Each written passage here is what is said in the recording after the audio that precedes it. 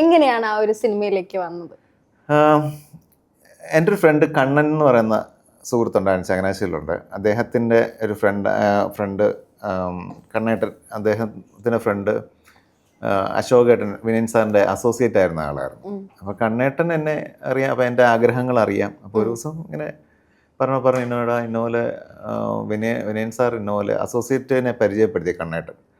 അപ്പോൾ പുള്ളി സാറിങ്ങനെ ഒരുപാട് പേരെ ഇങ്ങനെ ഓഡിഷൻ ചെയ്തുകൊണ്ടിരിക്കുകയാണ്, ഏകദേശം 200 പേരെ സാർ ഓഡിഷൻ ചെയ്തെന്ന് പറയും. അപ്പം ഞാൻ വെച്ചു ഓക്കെ, നീ ഒന്ന് ജസ്റ്റ് ഒന്ന് ട്രൈ ചെയ്ത് നോക്കുക എന്ന് പറഞ്ഞു. അപ്പം അങ്ങനെ ഞാൻ സാറിൻ്റെ വീട്ടിൽ പോയി കാണുന്നു.